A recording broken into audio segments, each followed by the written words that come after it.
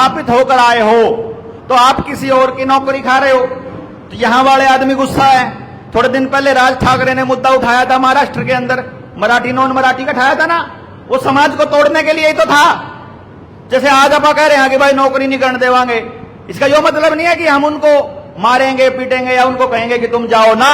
हम तंत्र को, हम सिस्टम को मजबूर करेंगे कि ये तुम लोग इनको सस्ती क्यों दे रहे हो। अगर यहां पर टोल पे काम करने वाला आदमी बिहार से आया हुआ है और उसको 8,000 रुपए सैलरी मिलती है, तो वहीं उसी टाइम प्रदर्शन करके या तो उसको 20,000 रुपए दो जो आया हुआ है, और नहीं तो यार तक नौकरी नहीं करेगा, निकले यहां से। यहां ये आदमी 8,000 में कैसे गुजारा कर लेगा यार? 20,000 रुपए दो इसको यहां पर, और नहीं 20,000 देना शुरू कर देगा तो हमारे वाले को ही दे देंगे, फिर वही कह देंगे भैया दे दो। क्यों? हम उसकी सैलरी अपने बराबर करेंगे। अब फिर कंपनियां विस्थापित नहीं कर पाएंगे किसी को। हमारी लड़ाई ये नहीं होगी कि किसी को नौकरी नहीं करने देंगे, कहते नहीं सोचो उल्टी तरफ चल पड़ो मेरी, क्या वो बात नहीं। हम ये करेंगे कि चाहे कहीं से भी आया हुआ आदमी हो, हमने भी बड़ा शोषण किया ऐसे लोगों का यार, गरीब आदमी का, सिर्फ अपनी क्षणपत में। लेकिन फिर अकल आई तो हमने फिर इसको बंद कर दिया कि नहीं, पैसे के लिए नहीं करना। यहां हम जब इलेक्शन मैनेजमेंट की कंपनी थी मेरी, इलेक्शन मैनेज करा करते, तो एक कैंडिडेट से एक चुनाव लड़वाने का 2 करोड़ रुपए लेते थे हम लोग। मैं आपको बताता हूं, एक कैंडिडेट, इतना बड़ा खेल है ये इलेक्शन का, और हम तो लेते 2 करोड़ रुपया, और 20 आदमियों की टीम का प्रॉमिस किया करते उनको, और 20 आदमियों की टीम का प्रॉमिस करते। अब यहां वाले आदमी, हरियाणा वाला जो माता, वो तो कहता जी 30,000 से कम तो बात नहीं बनेगी, घर बार छोड़ कर जाना पड़ेगा 2 महीने के लिए, 3 महीने, 4 महीने के लिए। वो 20-30 हजार रुपए से कम ना माने। मैं राजस्थान से 4-4 हजार में ले आया करता। अब मेरे को पता चलता है कि उस तरह की कितना बड़े, मतलब हम लोग कितने गलत लोग थे। क्योंकि एंगल देखो भाई, जब समझ में आ जाए, जब समझ में आ, जब अपना अकल आवे, जब ठीक रास्ते चल पड़ो,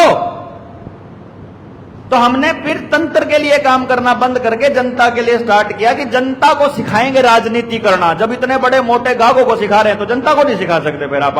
ये पब्लिक ने सिखावांगे कि इलेक्शन के ऊपर मैनेज कराएगा, लाइन की गुत्ती के ऊपर लावांगे।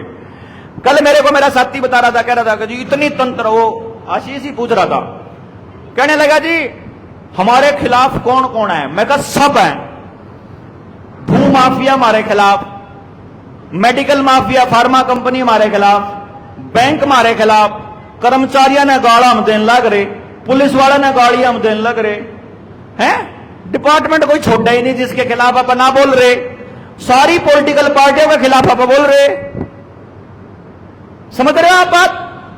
हमने कोई आदमी छोड़ा नहीं तंत्र का जो जिसके खिलाफ हम नहीं बोल रहे। फिर हम किसके लिए, किसके भरोसे पर बोल रहे? भाई जनता के लिए बोल रहे, जनता के भरोसे। बात खत्म। बोले फिर आपकी खिलाफत कौन करेगा? मैं कहा सब खिलाफत करेंगे, लेकिन जिस दिन जनता को बात समझ में आ जाएगी उस दिन जनता से सिर्फ एक ही बात कहनी है। अगर देश के लोग, अगर जनता, समाज यदि कहेगा कि देवेंद्र भाई आप आगे बढ़ो और हम आपके साथ हैं, कभी नहीं बढ़ूं। हमें आपको आगे लेकर के जाना है। मतलब लठ खान खातर मैं आगे आने तैयार हूं, गोली खाने को आगे आने को तैयार हूं, मुकदमे करवाने को आगे आने को तैयार हूं, लेकिन पद लेने के लिए आगे नहीं आऊंगा। पहले बता रहा हूं हाथ जोड़ के, भाई कति नहीं ले हूं। अगर हमारे समाज में सच्चे लोग निकल के खुद आएंगे नहीं ना कि हम ये काम करेंगे, इतने हम नहीं आएंगे भाई, हम ठेकेदार नहीं बनाएंगे।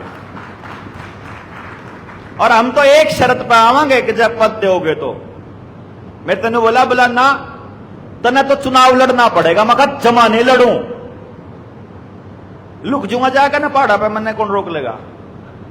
जिस टाइम चुनाव लड़ने की बारी आएगी, अगर समाज अपने कैंडिडेट नहीं देगा ना, अगर 126 विधानसभा बनेंगी, अब की बार 90 है हरियाणा में, 126 बनेंगी 2029 में, 126 की 126 जितनी है, 126 की 126, उसमें तो एक भी मैं नहीं लड़ूंगा, सारी की सारी टोटली। और एक भी विधानसभा पे, एक भी विधानसभा पे, वकील साहब ध्यान देना, एक भी कैंडिडेट ऐसा नहीं होगा जिसने चुनाव लड़ रखा होगा, क्योंकि न लड़ रखा है एमएलए का चुनाव।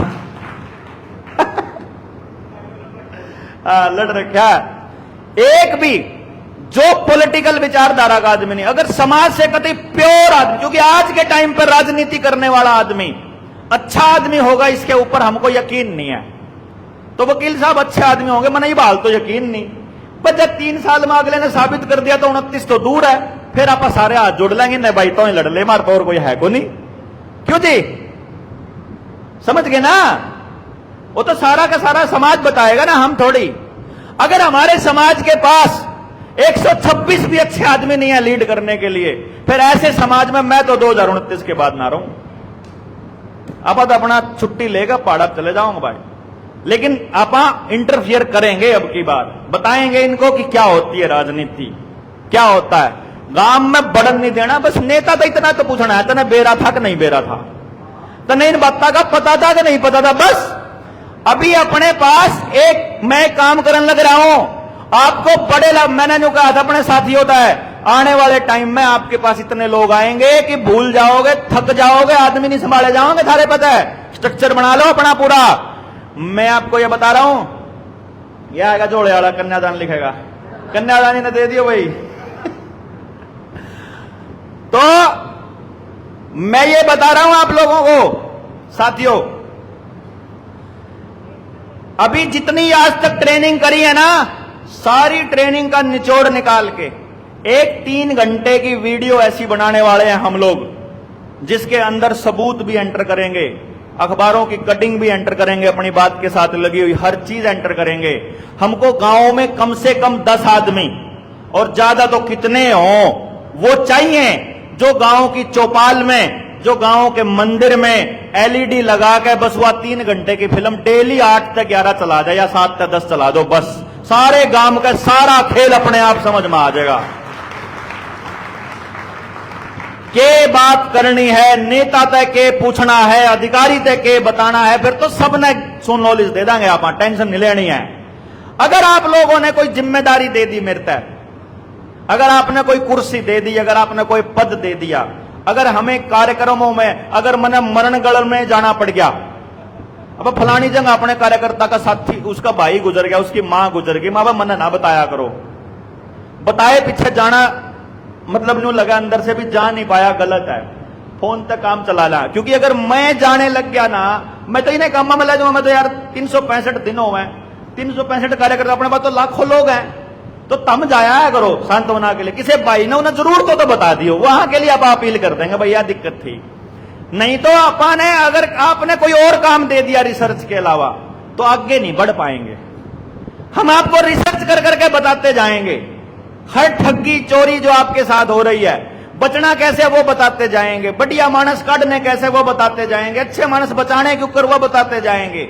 आपको लड़नी पड़ेगी अपने गांव की लड़ाई, अपने गांव को बचाने की। किसान को यार समझा दो ना, खर्चा जीरो और आमदनी कैसे होएगी, बात खत्म। क्यों जरूरत ही नहीं। दुकानदार कौन कौन है, हाथ खड़ा करो भाई, एक बार हाथ खड़ा करो, हाथ खड़ा करके रखो, दोनों हाथ खड़ा कर लो। ये दुकानदार है भाई हमारे पास जितने बैठे हैं, अब वो दुकानदार हाथ खड़ा करके रखो जो अपनी लब दिखाओ एक बार सारा ने हाथ खड़ा किए, दुकानदार है हमारे पे, ठीक है। अब ये दुकानदार का हाथ देखियो कितना का खड़ा रहेगा, जिनकी भी दुकान है। अब वो दुकानदार हाथ खड़ा रखो जो अपनी दुकान में अपना बनाया हुआ सामान बेचा है, वो हाथ खड़ा करके रखो बस, खाली जो अपना सामान बेचा है। 4 ये देख क्या % रहेगी, नीचे कर लो हाथ। अपना बनाया हुआ सामान बेचने वाले दुकानदार ये प्रतिशत है, 4-5 लोग। क्या मतलब है इसका पता है? इसका ये मतलब है कि अगर इस शहर में चले जाओगे, खत्तड़ में बैठे, खत्तड़ है कैथड़ नहीं, खत्तड़ में जाओगे नहीं, एक भी दुकानदार ऐसा नहीं मिलेगा जो अपना सामान बेचता हो। किसके सामान बेचने लग रहा? कंपनियों के। ओ कंपनियों का दलाल बना हुआ है, कंपनी जब चाहे उसको खत्म कर देंगी। किसान के साथ जब तक दुकानदार को नहीं जोड़ोगे तब तक ना किसान बचेगा ना दुकानदार बचेगा। और जब तक दुकानदार को शुभ लाभ नहीं बताएंगे कि शुभ लाभ क्या है, शुभ लाभ क्या है, जहां किसी को भी नुकसान ना होता हो उसे शुभ लाभ कहते हैं। जहां बनाने वाले का भी लाभ हो, बरतने वाले का भी लाभ हो।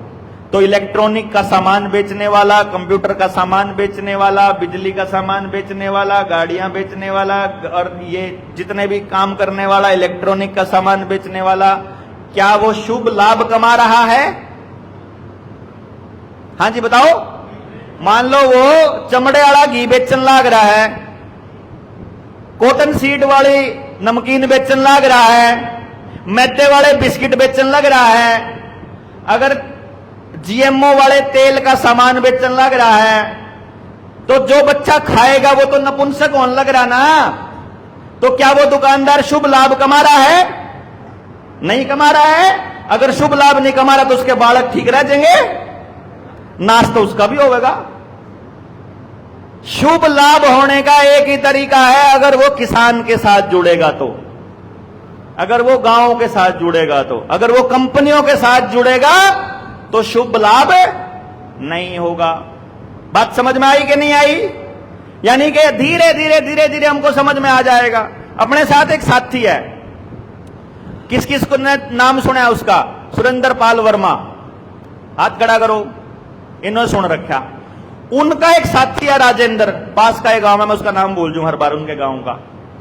राजेंद्र जो है दुकान बेचता है, सामान बेचा करता पुराने वाला। उन्हें कितने अपनी वीडियो सुन ली, अगर इस नमकीन में या हुआ है, इस फलाने में या हुआ है, इन बिस्किटा में या हुआ है, इसमें मैदा हुआ है, ये हुआ है। नो बोला मैं नहीं बेचता, अब मैं केमिकल वाला गुड़ नहीं बेचूंगा, केमिकल वाला नहीं बेचूंगा, चीनी बेचता ही नहीं, अब मैं ये बिस्किट बेचता ही नहीं, अब मैं ये नमकीन ये चिप्स बेचता ही नहीं। उसके पिताजी बोले इतने साल तक दुकान चल रही है, नाश हो जाएगा, कौन खरीदेगा तेरे इतने महंगे महंगे। तो बोला मैंने नहीं पता, जोन लेन आवे उसे ने बता दे, अगर देख गंदा हो तो मैं ले आऊंगा, या इतने की पड़ा इसका यो नुकसान है, या इतने की पड़ा इसका यो फायदा है। सब वो लेना शुरू कर दे। यकीन मानो वो ये कह रहा है मेरी 5 से 6 गुना सेल बढ़ गई मेरी, और प्रॉफिट भी बढ़ गया। समझ के साथ जब आगे बढ़ोगे ना, नुकसान होने का मतलब ही नहीं है। गांव में दुकानदार को समझा दिया कि तुम जो ये सामान बेच रहे हो ये बच्चों का नुकसान करता है। दुकानदार बोलेगा बच्चे ना खरीदेंगे तो मैं क्यों लाऊंगा। फिर माँ बाप को समझाया कि तुम्हारे बच्चे ये खाते हैं तो नुकसान होता है। माँ बाप कह रहा है कि दुकानदार लेके आता है, बच्चे जिद करते हैं, हम क्या करें। मैं कहा तो दोनों बैठो, एक बताओ कौन से की गलती है, पहला कौन सा काम करा है। फिर हमने दुकानदार को बोला, हमने माँ बाप से पूछा तुम अपने बच्चे को ये खिलाना चाहते हो? बोला ना। मैंने दुकानदार को बोला तुम ये बेचना चाहते हो? बोला ना। फिर क्यों खिला रहे हो यार? बोला हम क्या करें, हमारी रोजी रोटी का सवाल है। मैंने कहा एक काम करो यार, बिस्किट के लिए गांव में एक भट्ठी बना लो, नमकीन खातर अपना एक सिस्टम ला लो। यो सचिन बना कर इतने अंडे बिस्किट बना कर हैं, सोनू और बना कर ला के इनके घर जावा जिब खा कर। बोला देसी तेल में बनावा और पता नहीं के और गजब की बनाए। मैं तो कहा गुरु रे बेच दिया कर, आप ऐसे ऐसे मौके पर बेच दिया करा, तारी दाढ़ी भी लिकड़ जाएगी। ये लंदे नहीं बना के हम क्या करा, क्योंकि देसी उसमें। अब मान लो अपने पास ऑप्शन ही नहीं है तो कहां जाएंगे फिर। तो हमने क्या किया, दुकानदारों को बिठाया और माँ बाप को बिठाया। दुकानदार ने जितनी चिप्स कुरकुरे बिस्किट और वो जेली सी लिया रखी थी वो सारी की सारी मखल्या दुकान में था।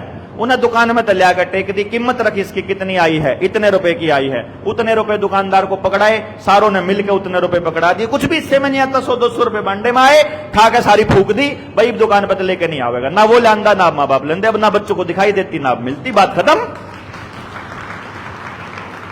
है। गांव में नजर ही नहीं आती। लेकिन समझ के साथ आप जबरदस्ती दुकानदार के उठाकर फेंक नहीं सकते, जबरदस्ती बच्चों को खाने से रोक नहीं सकते, जबरदस्ती दादा को पैसे देने से रोक नहीं सकते। लेकिन दादा को भी समझ में आ जाए, मां को भी आ जाए, बाप को भी आ जाए, दुकानदार को भी आ जाए, तो अगली पीढ़ी वो खाने से बच जाएगी। आई बात समझ में? तो किसान को बर्बाद कैसे करना है ये किसान को बताने की जरूरत नहीं। किसान पहला ही बर्बाद होया पड़ा है, जाकर पूछोगे तो दर्द लिकड़ का आवेगा, पट पट का आवेगा, बिस्तरता अपने आप ही खुद ही बता देगा वो। तो दुकानदार का बहम है कि थोड़े दिन पीछे प्रॉफिट हो जाएगा, मने उसका रह रहा है। अर्जुन से सामान शुभ लाभ नहीं बेचते, उन दुकानदारा के भी धंधे हमें बंद करवावांगे। शुभ लाभ वाले रह जाएंगे व्यापारी, बस बाकी नहीं छोड़ दे हम किसी ने भी।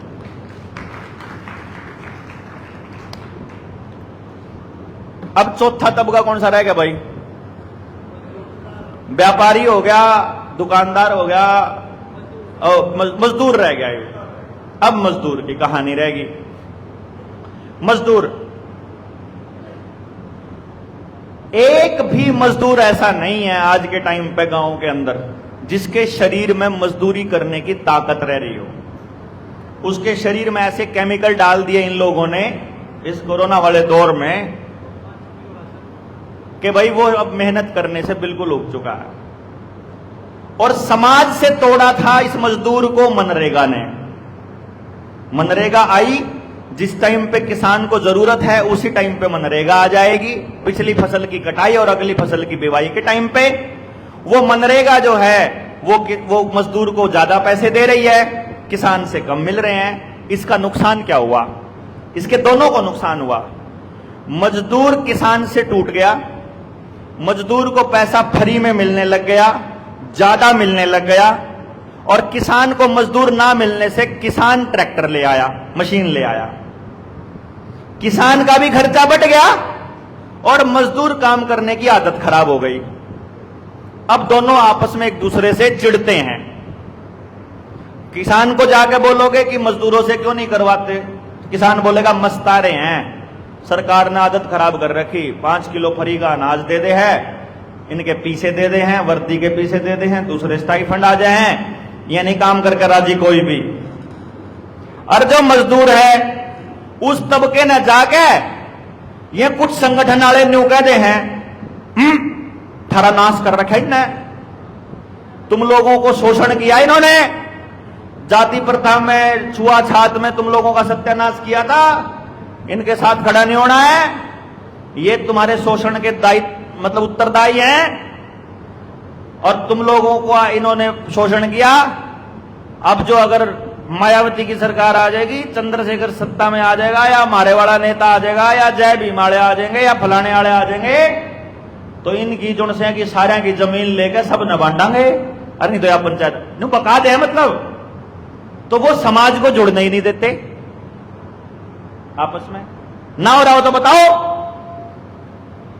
समझ रहे हो ना आप? मतलब ऐसे करके कोई भी अपनी राजनीतिक रोटियां सेकने वाला आदमी जो समाज को तोड़ना चाहता है, वो तरह तरह से समाज के अंदर घुसा हुआ है, पॉलिटिक्स के नाम पे, जमीन के नाम पे, उसके नाम पे। और जिस आदमी को अपना जोड़ा उठा के मांगने की आदत पड़ जाएगी, वो व्यक्ति अपनी औलाद को स्वाभिमान से जीना कभी नहीं सिखा पाएगा। तो जो मजदूर तबका है या किसान में से भी, अब तो जमींदारी भी रात ने बुलेट पे जावे हैं 5 किलो अनाज लेने, जो जमींदार रात में जावे है उन्होंने क्या देगा कि शर्मांदा जाऊं मैं, दिन में मैंने शर्म आवे, मांग दिया ना, लाइन में लग दिया ना, तो वो ठीक जो कोटे वाला है उसके साथ सेटिंग करके रखता है कि मैं रात को लेके आऊंगा। लेकिन जो कोई व्यक्ति अपने घर से फ्री का अनाज लेने के लिए निकल गया, समझ लो उस आदमी ने अपने बच्चों की नसों में जहर घोल दिया। कारण क्या है? जब किसान आंदोलन चला हुआ था तो हमें अलग अलग गांवों में जाकर के किसान के बिल समझाने थे। मैं और डॉक्टर अजय बलारा साथ में चलते थे, तो वहां पर हमें कुछ मजदूर तबके रास्ते में मिलते थे। तो एक वीडियो तो हमने बनाई हुई है, बल्कि उसको रिकॉर्ड किया हुआ है। हम उन मजदूरों से पूछा करते थे कि तुम बताओ, तुम मेहनत करके पैसा कमाना चाहते हो या फ्री में अनाज या पैसा लेना चाहते हो? यकीन मानिए आज अपने समाज के अंदर इतने जबरदस्त लोग हैं कि हमने जिन भी महिलाओं से, पुरुषों से पूछा, मजदूरों से, एक मजदूर भी ऐसा नहीं था जो फ्री में पैसा या अनाज लेना चाहता हो। सब कहते हैं हमें काम दे दो, हम मेहनत करके कमाना चाहते हैं, हम फ्री का चाहते ही नहीं। तो जब कोई फ्री का चाहता नहीं है तो फ्री का दिया क्यों जा रहा है? क्योंकि आपके जमीर को, आत्मा को कंट्रोल करना जरूरी है कि फ्री में मिल रहा है, क्या फर्क पड़ता है, ले लो ना। और छोड़ा नहीं है आसपास समाज को, लगता नहीं है कि अगर फ्री का नहीं लेंगे तो कहां जाएंगे। तो ये जनता सरकार मोर्चा ने एक नई चर्चा शुरू की है कि समाज जब एक दूसरे से जुड़ेगा और एक दूसरे के ऊपर निर्भर होगा, एक दूसरे से जरूरत पड़ेगी तो समाज के अंदर दोबारा से एक दूसरे का काम करने की नीयत पैदा होगी। मैंने इसका प्रैक्टिकल किया था, 7 दिन की ट्रेनिंग थी सहारनपुर में वहां पर, और उसका प्रैक्टिकल अब मैं आप लोगों से भी कर रहा हूं। आप में से कितने लोग हैं जो खेती में इंटरेस्टेड हैं, जो चाहते हैं कि, और जिनको करना भी आता है? चलो जी, ये हो गए करीब करीब, एक हाथ खड़ा करो, एक हाथ मैं गिन लूंगा, एक हाथ खड़ा करना। ये हो गए जी हमारे पास लगभग 20 लोग। हाथ नीचे रखो। 20 लोग, 20 से 25 लोग ऐसे हैं जो खेती करना चाहते हैं। कौन लोग हैं जिनको पढ़ने में, तरह तरह की रिसर्च करने में मजा आता है? एक हाथ खड़ा करो। ये हो गए जी लगभग 15 से 20 लोग नई रिसर्च में। चलो नीचे करो। कौन लोग हैं जिनको नई नई कलात्मक, संगीत, डांस और इस तरह की कला में मजा आता है? हाथ खड़े करो। सांग करण में, रागनी गान में, गाने गान में, सुनने में, कला से जुड़े हो, थिएटर करने में मजा आता है। चलो जी 8-7 लोग ये हो गए, ये डूम हो गए हमारे। नीचे करो हाथ। ठीक है, अच्छा देखो ना, अब आ जाओ किस किस को लोगों की सेवा में सफाई करना पसंद है। कौन कौन सफाई के काम में योगदान देगा? हाथ खड़ा करो। जो सफाई के काम में योगदान देगा, गोबर भी साफ करना पड़ेगा, लैटरिंग भी करनी पड़ेगी, और डांगर डूंगर मर रहा होगा तो अडवारा में भी जाना पड़ेगा, डांगर भी साफ करने पड़ेंगे। हाथ नीचे कर लो जिस पे ना करा जावा है, जो सफाई में पूरा योगदान देगा, चाहे कितनी गंदगी पड़ी हो, सारा करना पड़ेगा। ये हमारे चूड़े हो गए भाई, हाथ नीचे। ये हमारे बंगी हो गए, हाथ नीचे करो। अब आप एक बात बताओ, अब ये किस परिवार में पैदा हुए ये तो हमने नहीं पूछा, लेकिन अगर ये चमड़े का काम करेंगे, मान लो डंगर मरा पड़ा है, उसने जाकर उसकी खाल ने तार के घेरेंगे, सफाई करेंगे, इधर उधर करेंगे, उसको सेट करेंगे, तो मांसाहार से जुड़ा हुआ काम करना होगा। अगर इनको हम ये कह दें कि तुम्हारा हमारे घर में एंट्री बैन है भाई रसोई के आसपास, तो गलत है क्या? बताओ, अरे ये बताओ गलत है क्या? ये जुड़साना अठाया था, दोबारा अठाइयो भाई, खड़े हो जाओ। ये तो खड़े हो जाओ, जुड़साना अठाया था, ये वाले खड़े हो जाओ। ये हमारे वाल्मीकि भाई हैं, खड़े हो जाओ रे सफाई वाले। अब ये हमारे सफाई वाले हैं भाई सफाई वालों, पहले तुम बताओ, तुमको तकलीफ है ये सब तुम्हारे साथ अगर ये करे तो तुमको एंट्री नहीं होगी रसोई में? कोई गलत बात है क्या एंट्री ना हो तो? है भाई, होना चाहिए ना। या आप रसोई में सीधे जाओगे, उड़ते बाहर तक काम करके आओगे सफाई सफाई का, तो सीधी रसोई में एंट्री होनी चाहिए तुम्हारी, अलाउड की बैन होनी चाहिए? आप बताओ भाई, बैन होनी चाहिए कि होनी चाहिए? हम अपने बर्तनों में नहीं देंगे तुमको खाना, अपने बर्तन लाने पड़ेंगे। ठीक है, अब इसको छुआछूत क्यों कह रहे हो यार? ये तो साइंस है ना, प्योर। हाँ, सवाल है तो आ जाओ, सवाल करो। सवाल करना है जरूर, माइक ले जाओ, इधर ही ले जाओ। माइक ये दूसरे दिएंगे, यो ले जाओ, यो दे दे मना। अच्छा, हाँ बिल्कुल सवाल पूछो। हेलो, मेरा बिल्कुल सीधा और साफ सुथरा सवाल है। अगर आप वर्ण व्यवस्था की बात यहां कर रहे हो तो मेरा क्वेश्चन मार्क है आपके लिए। अगर आप सामाजिक ताने बाने की बात कर रहे हो तो बहू, बेटियां, मां, बहनें या भाई, चाचा, ताऊ जब अपने घर में डंगर या कोई भी चीज मर जाती है या उठाते हैं तो हम सीधे रसोई में नहीं जाते, हाथ पांव धोकर बाथरूम में पहले अच्छी तरह से नहाकर फिर हम रसोई में जाते हैं। सीधा कोई नहीं जाता, उस पर बैन भी नहीं होता। दूसरी बात डॉक्टर साहब, मैं सेकेंडली एक बात और कहूंगा कि जब आपने पूछा कि कौन कौन से व्यक्ति हैं जो डंगर भी मरा हुआ भी उठाएंगे, हमें टॉयलेट भी साफ करनी पड़ेगी और सारी की सारी चीजें हमने घर के बाहर काम करके फिर अंदर आना पड़ेगा, हाथ खड़ा करें, तो बहुत सारे लोगों ने हाथ खड़ा किया था। लेकिन जब आपने ये कहा कि वो सारे खड़े हो जाएं, मात्र हम 6-7 लोग खड़े हुए, यानी मानसिकता का तो यहां भी पता चलता है। बाकी डॉक्टर साहब आप बताएं, ये कोई जातिगत आंकड़े और गणना नहीं है, तो ये तो एक मात्र जी अरे ये तो गजब है वकील साहब। मैं ये कह रहा हूं, हम लोग तो अपने सारे एक परिवार है। यो यहां मोर्चे में जातिगत तो बातें नहीं हो रही। हमने तो आज तक किसी से जात पूछी नहीं, मैं बताने लग रहा हूं। लेकिन हम आपकी न्यारी जाति बना दें और आपको एंट्री ना दें तो आप लोगों को आपत्ति है क्या? भाई जिन लोगों को आपत्ति थी वो हाथ खड़ा कर रहे थे, वो बैठे रहे, वो खड़े नहीं हुए। इनमें से खड़ा इन्होंने एक आपत्ति जताई कि एंट्री नहीं होगी। एक मिनट, मेरा कहने का मतलब क्या है, बैठो आप। मेरा कहने का मतलब क्या है कि जैसे ही मैंने कोई विवादित मुद्दे के ऊपर बात की तो हमारे पास अलग अलग तरह से लोगों के सवाल आएंगे और बातें आएंगी। जिसने जैसी समझ पैदा करी है वो आकर के अपनी बात करेगा। तो क्या हम एक गांव के, अगर हम सारे परिवार एक गांव में रहते हैं, क्या हम सारे के सारे सभी लोगों की बात सुन के जिसमें सभी राजी हो ऐसी व्यवस्था बना सकते हैं कि नहीं बना सकते? मैं तो ये कह रहा हूं, बस खाली बना सकते हैं ना। इसने चाहे जातिगत बोल लियो, चाहे वर्ण व्यवस्था बोल लियो, चाहे जेएसएम की व्यवस्था बोल लियो, चाहे व्यवस्था परिवर्तन बोल लियो, मना कोई ठेका नहीं इस बात का। आप इसका नाम क्या दोगे? समझ गए ना बात आप? ये तो नाम में फंसने की बात नहीं करनी आपने बिल्कुल भी ना। हमारे को किसी तरह के लेबल में फंसने की जरूरत। मैं सिर्फ इतनी बात कह रहा हूं कि समाज में जो भी व्यक्ति जो भी काम करे उसका सम्मान, चाहे वो गोबर साफ कर रहा हो, चाहे वो अडवारा कर रहा हो, चाहे वो लैटरिन साफ करता हो, और चाहे वो स्कूल का प्रिंसिपल हो। मैं वैसे समाज की परिकल्पना करता हूं कि लैटरिन साफ करने वाले की इज्जत प्रिंसिपल से कम नहीं होनी चाहिए। बात खत्म। क्योंकि उसका काम प्रिंसिपल से ज्यादा पवित्र है। वो आपको बीमारियों से बचाने का काम कर रहा है। मैं ये कह रहा हूं, इंसान है आपा सारे। हम क्या काम करते हैं, हमारे काम के आधार पर हमारी रिस्पेक्ट का पैमाना तय नहीं होना चाहिए, बिल्कुल भी नहीं होना चाहिए। हमारी इज्जत का पैमाना अगर तय होगा तो हमारे कर्मों से होगा।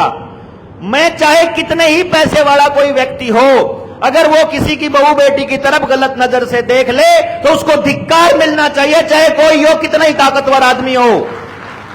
लेकिन अगर वो समाज में अच्छे काम कर रहा है, चाहे वो गरीब हो, चाहे किसी भी मतलब बिरादरी से हो, किसी परिवार से संबंध रखता हो, कहीं से भी हो, उसको सम्मान मिलना ही चाहिए। ये है पॉइंट। कैसा हो सकता है? हमारी गंदगी साफ करने वाला हमसे गंदा कैसे हो सकता है? वो हमने हमारी व्यवस्था बनाई है कि भाई बाकी लोगों के अंदर वो चीजें ना आ जाए सिर्फ। इसलिए आप लोगों को यह समझना पड़ेगा, जो लड़ाई है वो लड़ाई हमको किसी भी नाम या किसी उसमें उलझ करके कहीं पर भी कमजोर करने की लड़ाई नहीं है। हमने एक दूसरे को मजबूत करने की लड़ाई है। रात रात भर 24 घंटे इसलिए नहीं बोलते हैं हम कि हमको किसी की भावनाओं का सौदा करना है।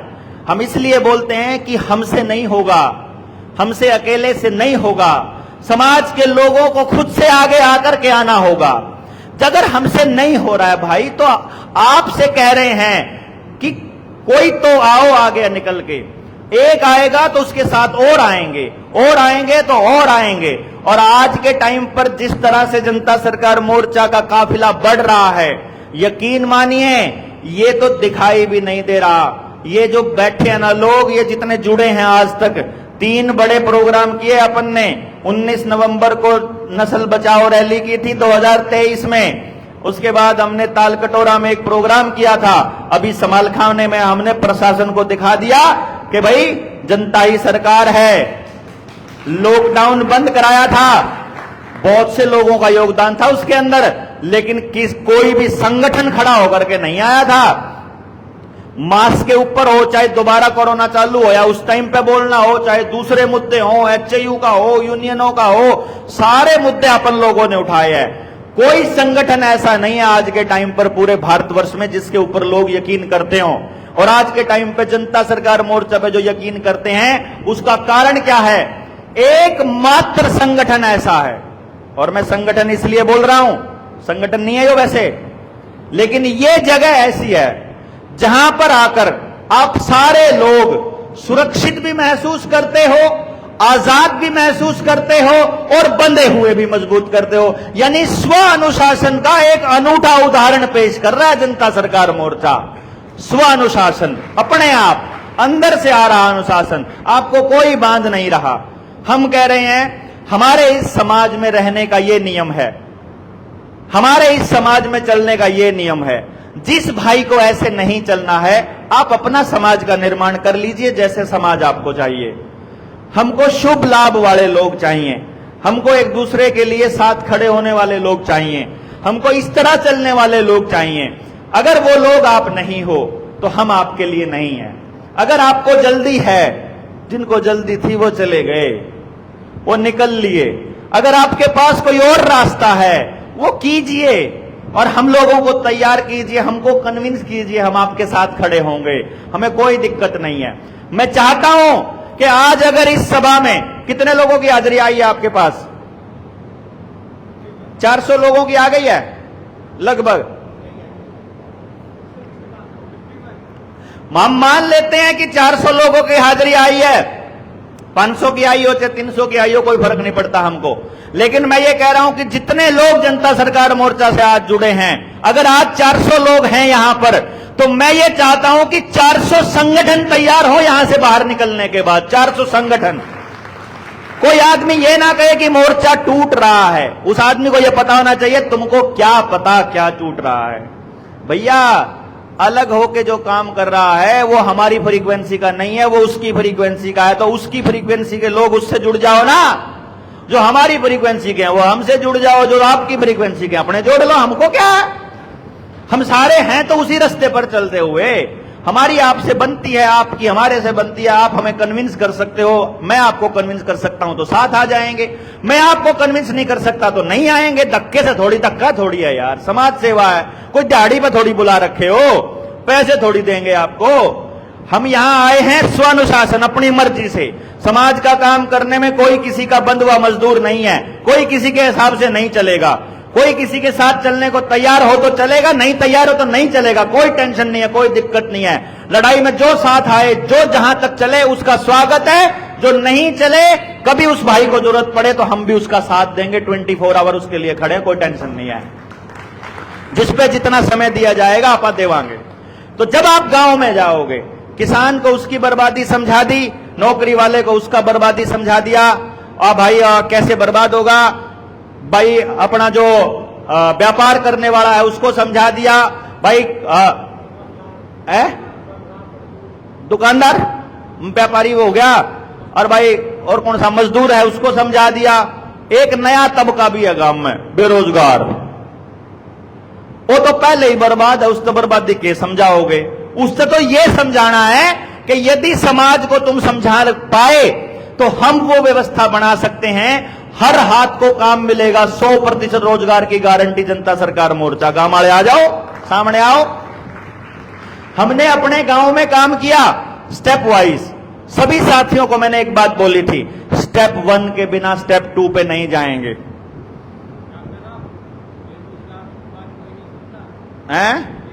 बेरोजगार भाई, कोई भी आदमी जब आप जाते हो ना, बेरोजगार को बात सुनानी नहीं होती है, मनवानी नहीं होती है। हमारी भी नहीं सुनता कोई, बेरोजगार की नहीं सुनता तो हमारी भी नहीं सुनता। हमको करना क्या है यार, हमारा काम क्या है? मनवाने की तो बात नहीं बोली हमने, धक्का तो थोड़ी समझाना, हमने केवल बताना है। मेरा बेटा 19 साल का है, उसके कॉलेज का, उसके सर्कल का एक भी बच्चा ऐसा नहीं है जो न्यू वर्ल्ड ऑर्डर को नहीं जानता। उस जहां वो खेलता है, एक भी बच्चा नहीं है उसके साथ खेलने वाला जो न्यू वर्ल्ड ऑर्डर को नहीं जानता, लेकिन एक भी नहीं मानता। जानते सारे हैं, लेकिन एक सिर्फ अकेला मेरा बच्चा है, यशस्वी। इस तरह का बच्चा है जो कभी भी कोल्ड ड्रिंक नहीं पीता, उनके साथ बैठता है, जो कभी भी उनके साथ कोई पैकेट वाला खाना नहीं खाता, जो कभी उनके उस पिज्जा बर्गर के चक्कर में नहीं पड़ता, जो जिसके पास टच वाला फोन भी नहीं है। अकेला बच्चा है सिर्फ, जो कहता जरूरत भी नहीं है, जिसको कुछ भी जरूरत नहीं है। वो जब चाहे ऑटो में बैठ के, जब बस में बैठ के, कोई टेंशन नहीं उसको किसी किस्म की। तो मेरे को क्या लगता है, अगर उसने अपने बच्चों को समझा दिया, अपने साथियों को, उसका फायदा क्या हुआ? सबसे ज्यादा समझाने का सबसे बड़ा फायदा उसको यह हुआ, अब उसके साथी उसको नहीं कहते कि तू भी पी ले कोल्ड ड्रिंक, क्योंकि उसने बता रखा इसमें क्या है, एंडोसल्फान तक है यार उसके अंदर, है जो अपन ने कहा अगर बच्चों की पहुंच से दूर रखें। उस एंडोसल्फान पे तो लिखा हुआ है ना, बच्चों की पहुंच से दूर रखें। मतलब सल्फास बयान लग रहे हम अपने बच्चों को। अब अपने बच्चे को पता है वो नहीं पीता, बात खत्म।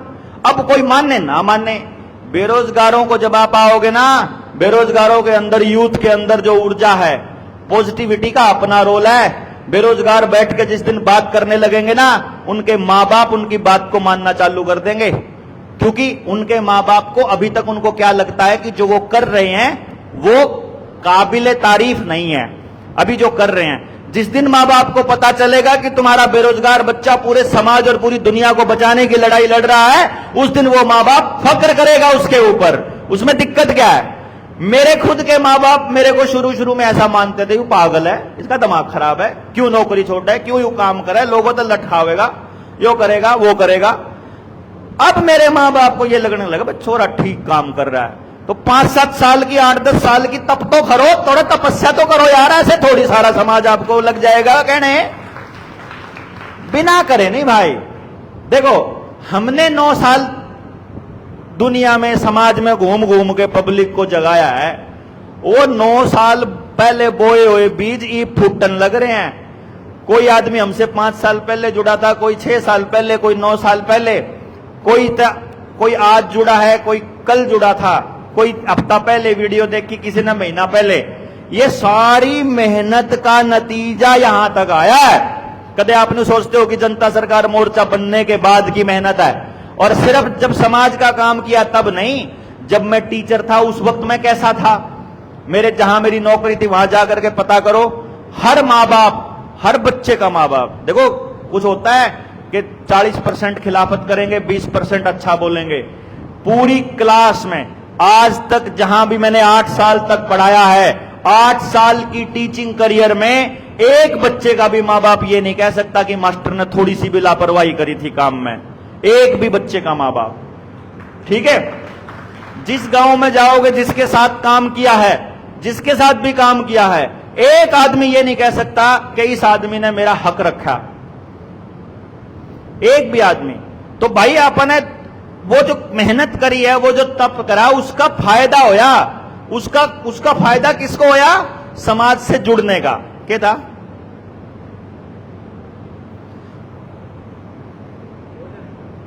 उसका फायदा क्या हुआ कि समाज से जुड़ने जब मैं नया मोर्चा बना ना, तो मोर्चे में थोड़ी वीडियो चलने लगी, मिलियंस में जाने लगी और बड़ा प्रचार सा होया। एक आदमी आया निकल के यहां से, या राखी गड्डी के नजदीक आया था कोई, वो बोला डॉक्टर ने मेरे पीछे दे नहीं रहा। मगर तेरे ये भी याद आई, जो साथी थे अपने साथ बैठा करते, सुशील था, नरेंद्र था और वो था, वो कहने लगे भाई देवेंद्र एक बात आई, एक तने किसी के पैसे मार रखे हैं। मैंने कहा किसके? उन्हें नाम बताया। मैं कहा लिया आमने सामने बैठा, मेरे से क्या बात हुई थी, क्या नहीं हुई थी? बोला ना मेरे तो नहीं हुई, उस तो हुई थी। मैं कहा उस तो हुई थी, कितने पैसे ले रखे? लिया हिसाब ले आओगा, मैं दूंगा। हिसाब उस पर है नहीं। नुका ना तना तनखा कौन दी थी, तना वो को नहीं करा था, काम करवा लिया था। भाई जनता सरकार मोर्चा के साथी गए हैं, गांव में गए थे इस क्रांति में, भाई किसने तनख्वाह बजाई थी मैंने? भाई बताइए ना, ऐसे समाज के काम के करने के पैसे मांग रहा था वो। जो अपन है वो मैंने सर्वे दिखाया था ना, पुराना टाइम 2019 का, नुकरा उस टाइम मेरे पे काम करवा लिया और पीछे कौन दिए? भाई मैं तो इसलिए पहली बार तो बजा ली थी, की बार तो मैंने सारा मतन का तुनका कौन भाई मेरे पे देना है। उस बार टाइम पे बजाई कौन थी? उस टाइम पे क्या करा था? ऐसे मीटिंग करी, हमने बोला गांव में ऐसे करेंगे, गांव को जगाएंगे, गांव से सर्वे इकट्ठा करेंगे, फिर वो सर्वे समाज को दिखाएंगे और फिर समाज जागेगा और फिर समाज बदलेगा। 2019 की बात बता रहा हूं, 18-19 की। भाई कदे न सोचते हो कि आज का लग रहा हूं मैं इस काम में, तो 22 में बना मोर्चा, तो इस काम में तो बहुत लंबे से लगा हूं, 16 से लगा हूं मैं। तो जी अब वो कहने लगे अपने साथी, सुशील ने मेरे को बोला कि वो कह रहा है कि मैं मीडिया में जाऊंगा, टीवी चैनल में जहां जहां इसके इंटरव्यू गए थे उन्हीं चैनलों के पास जाकर इसका बांटा फोड़ करूंगा कि ये तो मेरी तनख्वाह मार रहा है। मैं कहा जान दे। अब मैंने भी क्या है कहने दे के दिक्कत है, मैंने पता सच्चाई क्या है। नु बोला नहीं लेकिन बैठ के बात तो कर ले। मैं बुला ले। उन्हें बुला लिया, मैंने पुराना रिकॉर्ड उठाया, मैंने अपने लैपटॉप से पुराना डाटा उठाया, एक एक चीज मेरे पास लिखित में पड़ी थी। क्योंकि मैं क्या करता हूं, आज मैंने पूरे दिन में क्या किया है मैं पूरा लिखता हूं जा करके। मैंने कौन आदमी मिला, मैंने किससे के गया, मैंने किससे के पूछा, के बात हुई, आज की इस मीटिंग से मेरे अंदर क्या भाव आए, क्या लगता है कि आज से 10 साल बाद क्या होगा, मैं सारा लिखा करूं, तब न मेरे मरे पीछे सारा जुगाड़ मिल जाएगा कि मैं क्या सोचूं।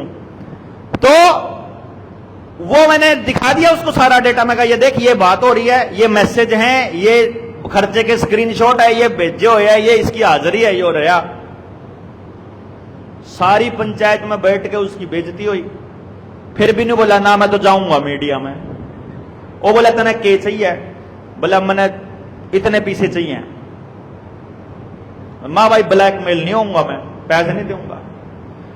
मैं बोले तेरे पे तो ना हो तो हम दे देंगे। अरे बात या नहीं है, तन तो दे देगा पर तेरे पे तो देने पड़ेंगे। मैंने उस टाइम पे तो मैंने, क्योंकि बचत मैं करता नहीं, बैंक में मैं रखता नहीं, कैश में जेब में नहीं रखता, तो मेरा घर ही नहीं चल रहा था उन दिनों में। तो मैं बोला मेरे पे को नहीं 1 रुपया भी भाई। बोले हम दे देंगे। मेरे से ऊपर हो गया, अपने साथियों ने उसको 35,000 रुपया दे दिया। बाद में मैंने उससे दिया, मगर ले भाई तू 35 तक 65 मैंने न्यू भी नहीं पता, लेकिन बाद में मैंने जिसने दिया था उसने दे दिया वापस। लेकिन मैं इस बात पे हैरान हुआ कि एक आदमी सिर्फ अपने, मतलब हम फेमस हुए, थोड़े से पब्लिक में जाने लगे तो ब्लैकमेलिंग करने लग गए। पंचायत में साबित हो गया कि उसके कुछ नहीं था। पर बात यह कि मैं सोच रहा हूं, आज सोच रहा हूं कि अगर उसने आरोप लगा दिया होता तो विरोधी लोग उसका इस्तेमाल करते उन शब्दों का। मतलब वो थोड़ा सा बड़ा मुश्किल होता है। पर फिर भी इसीलिए मैंने ये सोचा है कि भाई अपने ऊपर लग जाओ कितने ही आरोप, आपने नीचे नीचे समाज में बढ़िया लोग तो छांटने ही है कि नहीं। भाई मान लो मेरे ऊपर आरोप लग गए तो काम रुकना थोड़ी चाहिए। अपने नाम पे जोड़ने लग जाओ लोगों ने, जरूरी थोड़ी है आपको मोर्चे के नाम पे जोड़ना है या अपनी निडर जेएसएम के नाम पे जोड़ना, जिस मर्जी नाम से जोड़ लो। मेरा कहने का तात्पर्य क्या है कि भाई हमको समाज में जाए बिना बात, मतलब हमारी बात नहीं बनेगी। समाज में जाओगे तो पहले तिरस्कार झेलना पड़ेगा।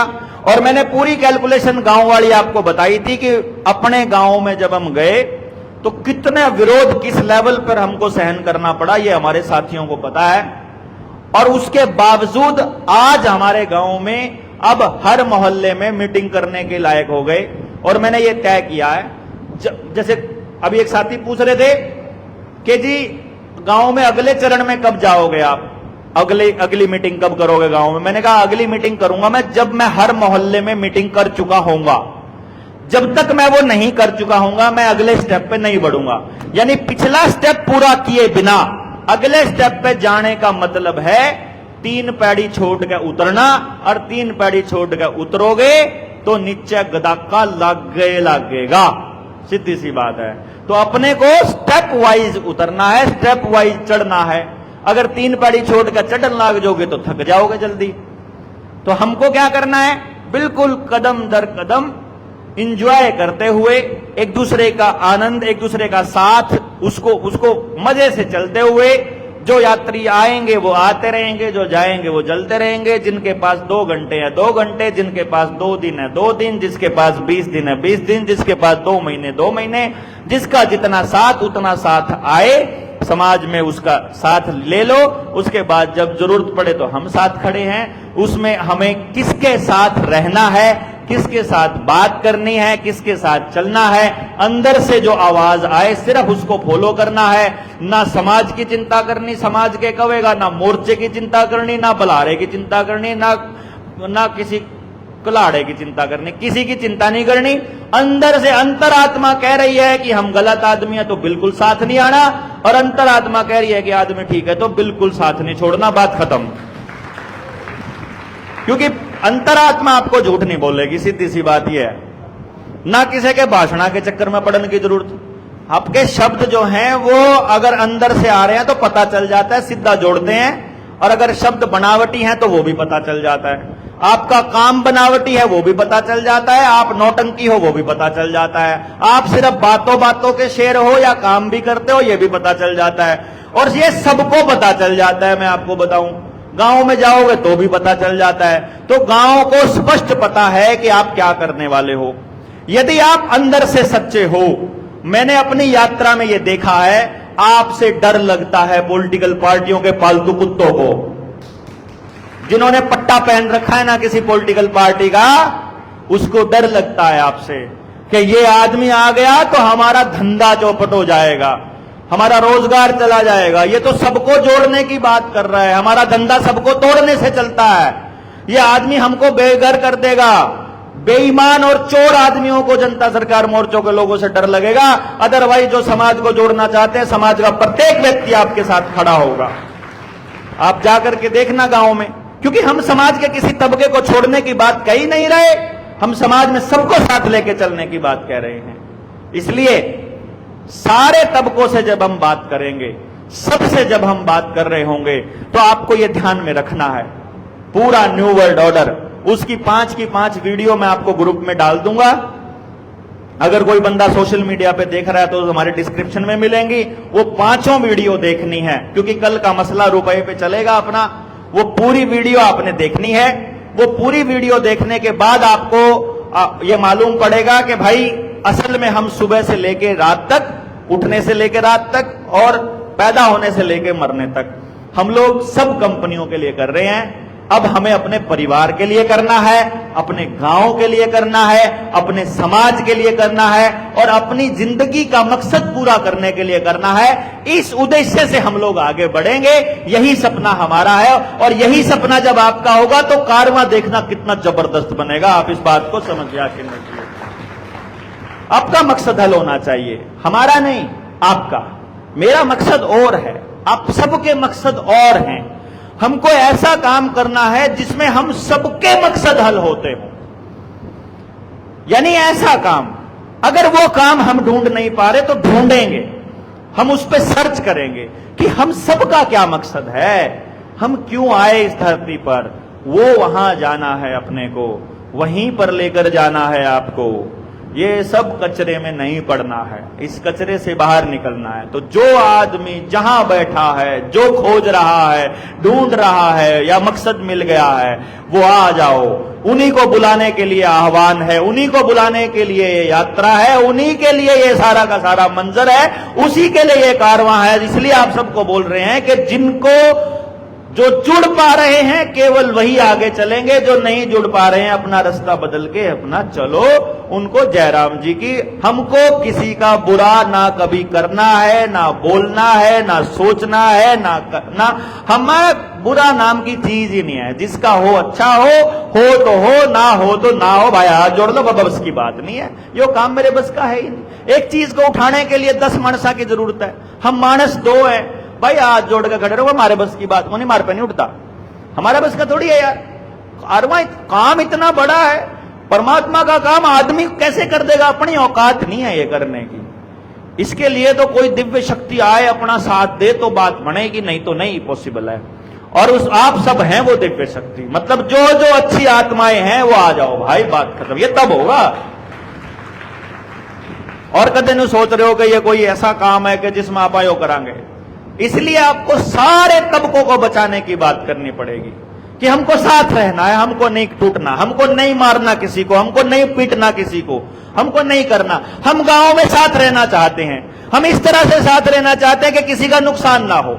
हम इस तरह से साथ रहना चाहते हैं कि मजबूरी में गांव छोड़कर ना जाना पड़े। स्वाद में जाओ सोबर, घूमने के लिए देश घूमो जितना मर्जी, पर मजबूरी में ट्रैवल ना करना पड़े, मजबूरी में रात को ना जागना पड़े, मजबूरी में ना करना पड़े वो काम जिसको आयुर्वेद नहीं कहता, जिसको सिद्धांत नहीं कहता, जिसको परमात्मा नहीं कहता, जिसको प्रकृति नहीं कहती, वो काम मजबूरी में नहीं करना। ये है हमारा सपना कि हम सब लोग एक दूसरे के साथ सह अस्तित्व में रहना चाहते हैं, जहां सबका जीना आसान हो जाए, ना कि सबका जीना मुश्किल। इस बात को ध्यान में रखते हुए अब आपको भोजन कर लेना है और अपने जिसके साथ आए थे उसके साथ नहीं रहना है। कोशिश करना नए आदमी से बात करो, नया परिवार बनाओ, नए लोगों को जोड़ो और नए लोगों के साथ रहो। क्या था? हाँ, भोजन को बिल्कुल भी व्यर्थ नहीं फेंकना है, थाली में उतना ही लें कि दो ना जाए नाली में। इस टाइप की कोई बात आपको ध्यान आती हो तो ध्यान दें। सबका आप ही का सहयोग से ये बना हुआ भोजन है। बाकी आप सब लोगों के सहयोग के लिए बहुत बहुत धन्यवाद। जय हिंद, जय भारत। सहयोग राशि भाई अशोक भाई को जरूर पे कर देना, दे देना आप सारे।